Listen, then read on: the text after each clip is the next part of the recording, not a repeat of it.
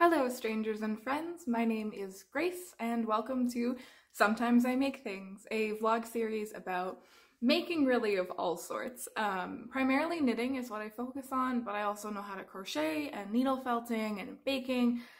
Really anything that involves making things I might share here. Yeah, let's hang out. So first things first, what am I drinking? I'm currently having a lavender honey matcha from David's Tea. I got a matcha advent calendar this year for the holiday season. This is actually the first advent calendar proper I think I've ever had. And I really like tea of all sorts, so I thought this was a pretty fitting way to start that process. I'm really enjoying it so far. This one is pretty tasty. It definitely get the honey element in there, but a little more light on the lavender than I would like, but that's fine. I'm not gonna complain. Yeah, so the reason why I'm starting a vlog series, few reasons. Over the course of the pandemic, have made some more friends over the internet, really putting the social in social media, and it's been a really nice experience. I've met some people that I consider genuine friends, and I think starting a vlog series is a nice way to kind of keep that ball rolling and see about meeting new people and just having an opportunity to talk about things that I enjoy doing.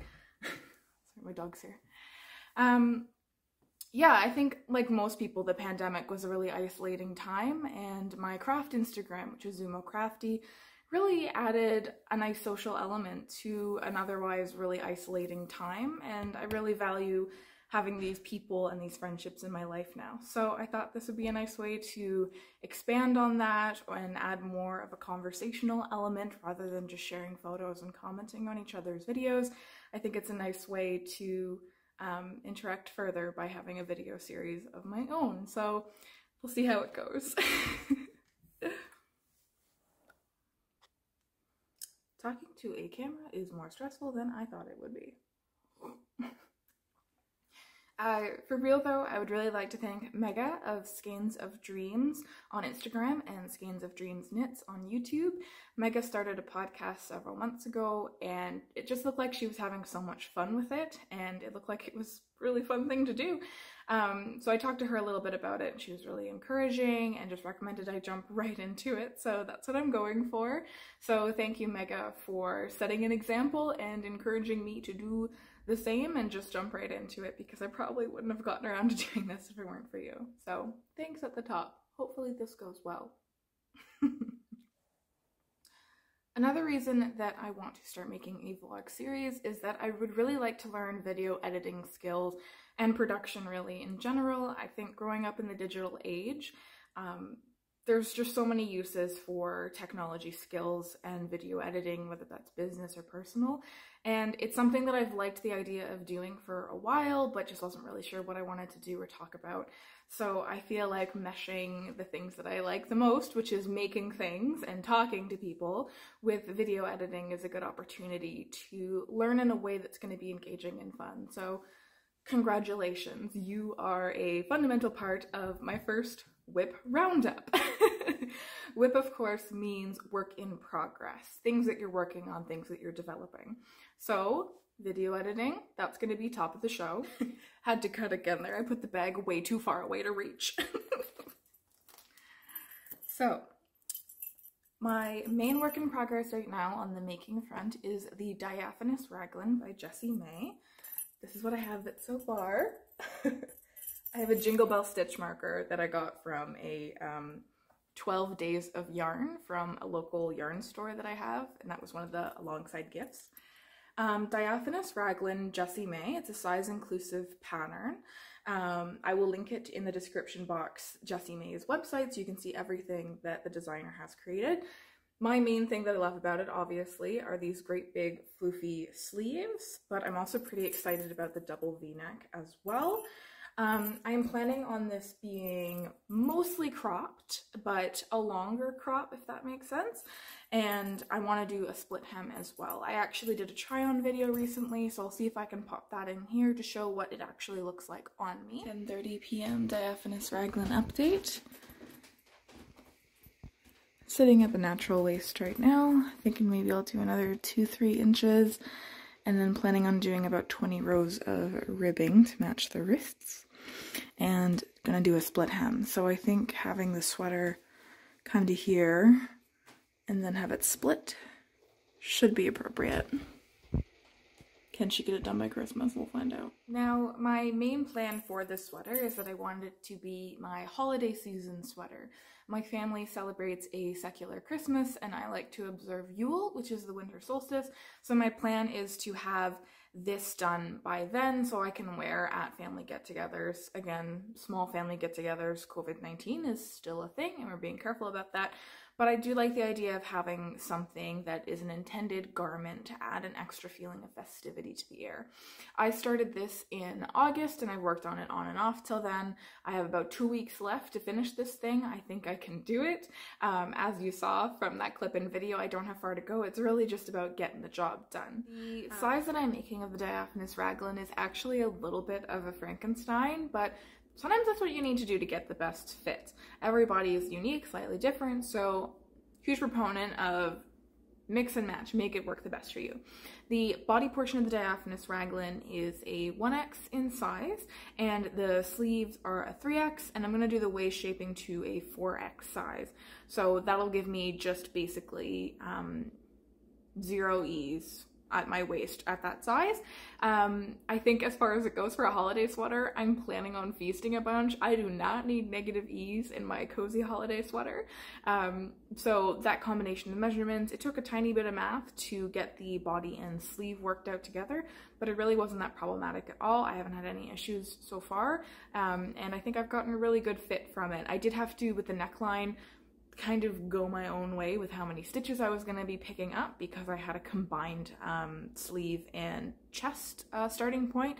So, you know, that was a little bit different, but if you're okay with going off the trail a little bit, you'll be totally fine. Highly recommend. You don't need to follow a pattern just because that's what the written rule is. You can go and do whatever you want. It is your sweater. So, what yarn am I using? The main body portion here, I am using Knit Pick Strolled Tweed in the colorway Forest Heather.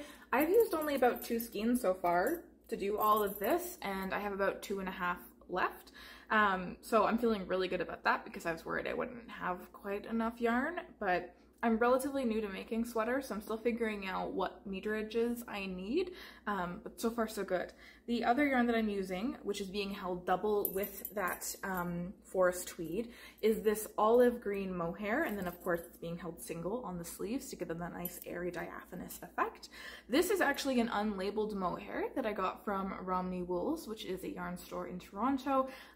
They just carry unlabeled mohair and they sell it for pretty cheap, so it's a hot commodity item. I will link Romney down in the description as well if you're interested in shopping them. Again, support independent businesses, especially during the holiday season. It makes a big difference for them. So every yarn store that I mention or designer, I will be linking in the description below, just so that if you like what you see, go get her. So this was my first time using Knit Picks yarn, and I'm actually pretty delighted with it. It was, I think, $7 per 50 gram skein, which isn't too bad, and yeah, no complaints. It's not aggressively splitty or anything. It has an appropriate amount of tweed in it, which I love tweed. So yeah, I would definitely be shopping at Knit Picks again. If you're shopping Knit Picks in Canada, you have to do like over $100 order and you can get free shipping, which is always worth it in my opinion. And I believe the number is lower in the States. But yeah, I'm definitely going to be shopping more at Knit Picks. Girl loves a bargain. Overall, big fan of the diaphanous raglan. It's interesting to make. It is a gorgeous pattern. I think it looks great on pretty much everyone I've seen who's made one. Really can't recommend it highly enough. I am definitely going to be making more of these. The next one that I want to make, ideally a more cropped version. There's multiple different sleeve variation options available in this pattern. So the next one I want to make a short ruffle sleeve. Again, like I said, cropped, maybe a little bit more negative ease, and make it more of a summer wear.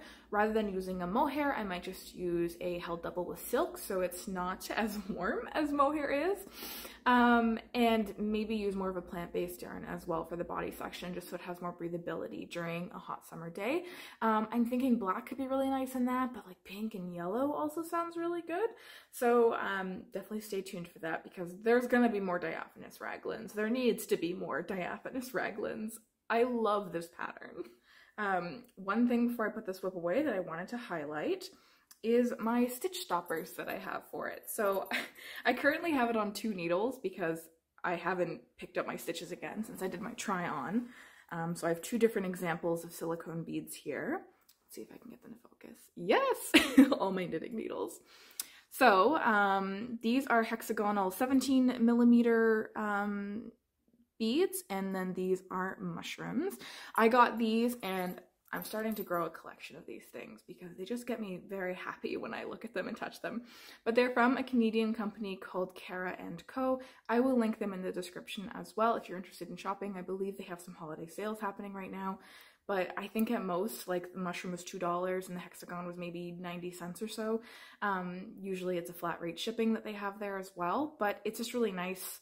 They fit onto my needles so far really well. They've got some stretch to them because of course they are made out of silicone. They're intended as teething beads for babies, but you know, resourcefulness. They work fantastically as stitch stoppers. You can really jam them on there, and it can take a little bit of effort to pop them off, so you know that if you throw this in your bag, they're not going to come off. So if, like me, you struggle with having stitches leaving the unit, I recommend getting some silicone beads. People will sell them on Etsy as well. Cara & Co. is a wholesaler, so you can get them fairly cheap there. And if you want to give them out as gifts, highly recommend. Grace endorsed. As far as other works in progress, I do have other things going on right now, but like I said, it's the holiday season and I want to keep these things on the down low. So hopefully I'll be able to show them maybe after the Christmas period around that time, but there are people that, you know, if they're supportive people that love me, will be watching this video. And I don't want to show the works in progress here because I love surprises and I love gift giving. I think gift giving is one of my main love language. Just, I was thinking about you and I made you something. Now you have a physical representation of my love. So yeah, I'm going to keep those on the down low for now, but I definitely will be showing them in the future if I'm making more videos, which is the plan. So stay tuned, there will be more works in progress. But for now, diaphanous raglan is the main one, and it's a great one, so no one should be complaining. So that's what I have been working on. As far as things that I have finished, where to begin? There's all of time behind me. So I figured I would feature what I have finished in the month of November, and then in future vlogs, maybe I'll go back into October or May or whatever, just to show off things that I have made previously, because I'm excited about them. So the first thing that I finished in November is actually a gift knit, but I can show it because I don't think my dad's going to be watching my YouTube videos. I hope. If you are, just wait for a minute. Anyway, this is the 1898 hat. Highly recommend this pattern. I am in love with it. It knit up quickly in a worsted weight yarn. I used Cascade 220 heathers. This colorway I believe is called Forest Heather, so I definitely have a forest theme going on. As you get to know me, or if you do know me, it's very on brand for me. The 1898 hat is a free pattern. It's available on Ravelry. There's also a PDF, which I will link below. The author of the pattern is Christine Brins, and it was published in the Seafarers Church Institute Christmas at Sea, so it's very on brand for the holiday season. Garter stitch folded over for the brim, very squishy, very warm, very cozy. These ear flaps are amazing. It's just increases and decreases. I think this is quite a beginner-friendly hat. Maybe this could be your second hat, or if you're an ambitious starter, this could totally be a starter hat. Fits perfectly over the ears, incredibly cozy. I will be making one of these for myself. I almost do not want to give this to my dad because I love this hat so much. But I think he's gonna love it, and I think it'll get a lot of wear out of it. So I am really excited about giving this gift. I feel like this is one of my examples of growth as a knitter, because I didn't really make many mistakes on this. Probably the only thing is that my grafting could have been a little bit better on the back here, because grafting in garter is different than grafting in stockinette, which is what I'm used to. But I feel great about this hat in many ways. I highly recommend it. And yeah, only positivity for this hat in this house. One more thing that I just wanted to add briefly, I got that yarn at the Knitting Loft, which is a yarn store in Toronto. I used 76 grams to make one adult-sized hat, and I will definitely be using Cascade 220 Heathers again. I loved it. It is way softer than the Cascade 220 that I used in the past, and yeah, it's a bump. The other knitted object that I finished in the month of November are these matching socks. I am so proud of the matching. These are knit in Lang Yarns Super Socks, colorway 8125. And they are a toe up, 64 stitch for the foot, short row heel, which I have learned, not the best fit for me, but it's pretty easy to do. Then I increased to 72 stitches and 2x2 ribbing for the leg portion. It's not the most ideal fit for me. I think that 64 around my ankle would have been better than the 72, so as you can see it kind of has a bit of a droop to it.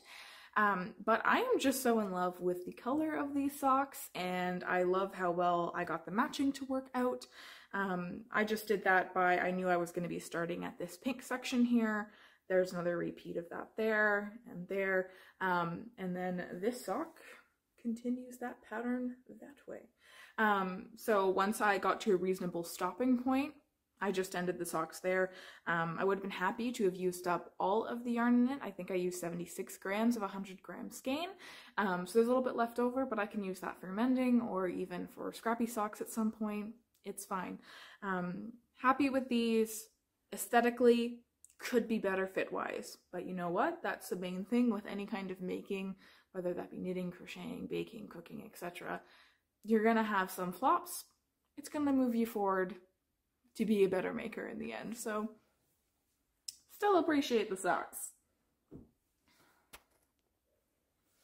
As far as socks go, that's my 7th pair of socks I've ever knit. I love knitting socks. I think they're ideal for stealth, travel knitting.